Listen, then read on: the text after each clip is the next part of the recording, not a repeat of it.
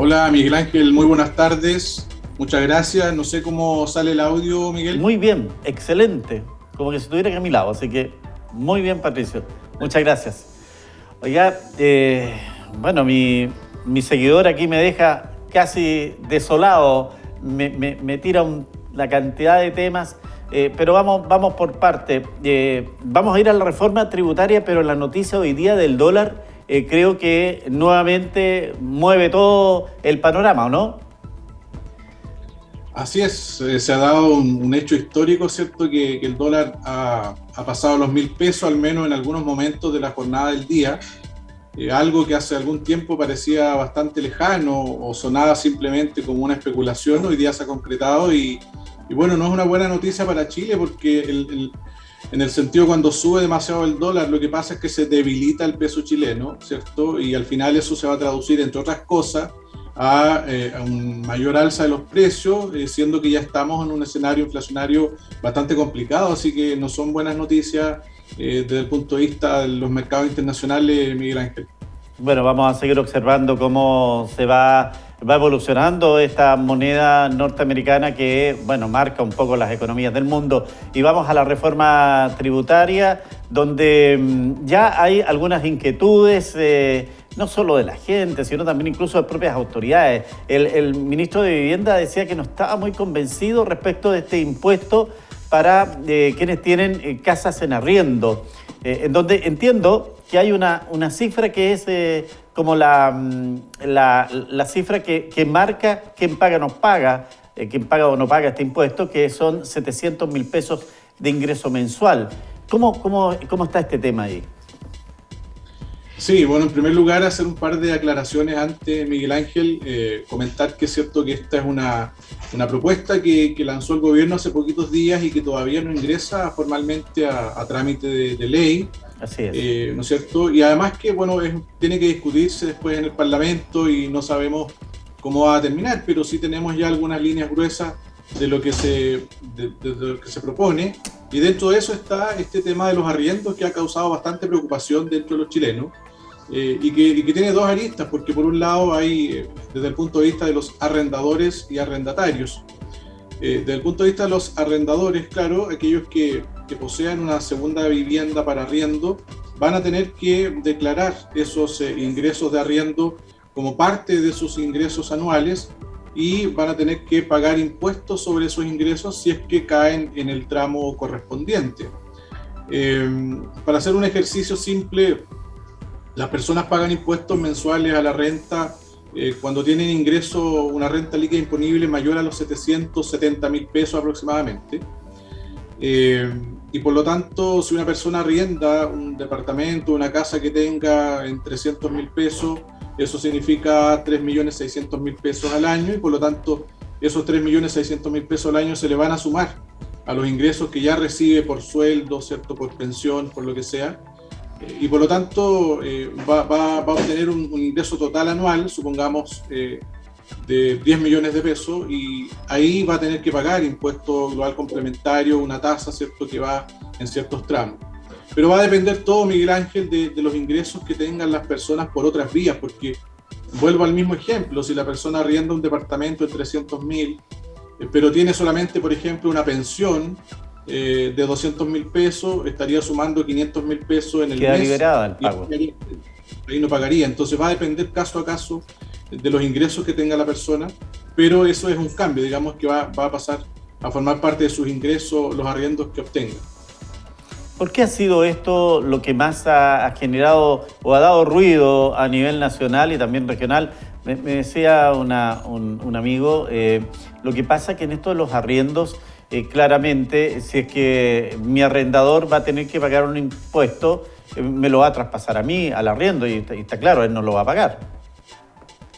Sí, efectivamente, esa es una de las grandes preocupaciones porque en general cuando hay impuestos, aunque sea al productor, digamos, a la empresa, en muchas oportunidades finalmente se traspasa al precio del producto o del servicio, especialmente, ¿cierto?, cuando en los mercados hay poca oferta. Entonces, es una gran probabilidad que eso ocurra acá, Miguel Ángel, que en el sentido que el dueño del departamento que vea que puede pagar impuestos significa que en el fondo un costo más alto para él y está en todo su derecho y su libertad, digamos, de traspasar parte o todo de ese mayor costo al valor del arriendo. Por lo tanto, es una preocupación también hoy día, no solamente para las personas que tienen departamentos o viviendas, sino que también para aquellos que arriendan.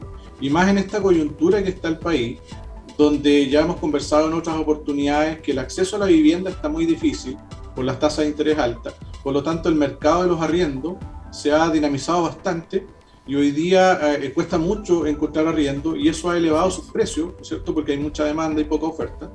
Por lo tanto, están los ingredientes necesarios para que pueda ser traspasado ese aumento del impuesto a los arriendos y que tengan que pagarlo finalmente los arrendatarios. Ahora, está claro los objetivos que tiene esta reforma, lo han dicho desde el presidente de la República. La idea es poder recaudar los presupuestos necesarios para las arcas fiscales y poder cumplir el programa que ha establecido el presidente Boric.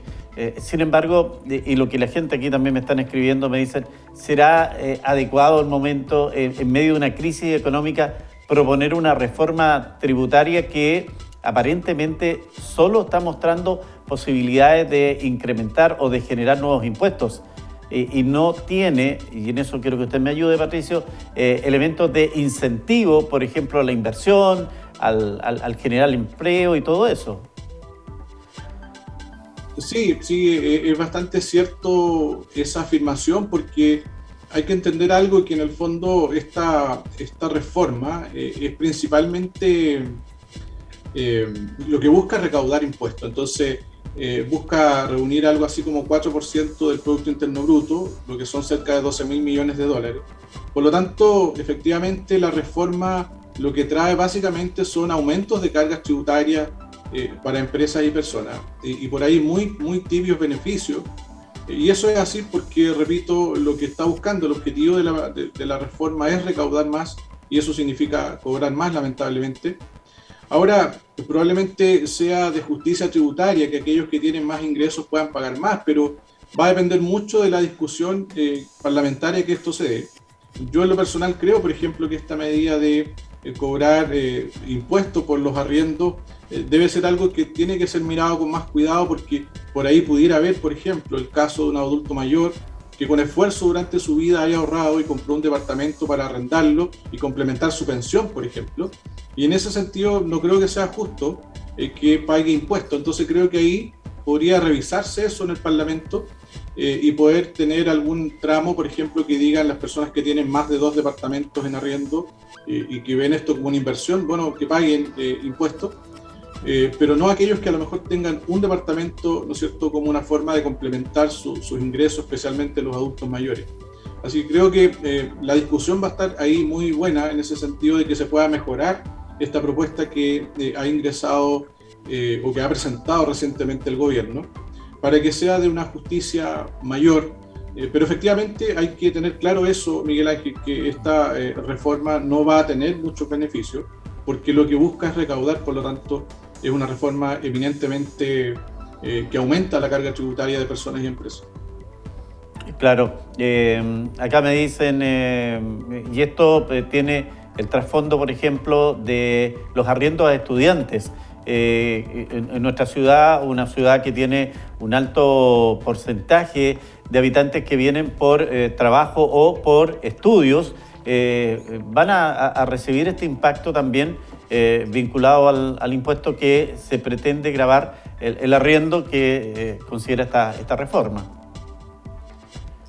Así es, efectivamente. Por eso que cuando se presenta esta reforma, el ministro de Hacienda, ¿cierto?, señala que por el lado del impuesto a la renta, esta reforma no va a afectar a gran parte de la población.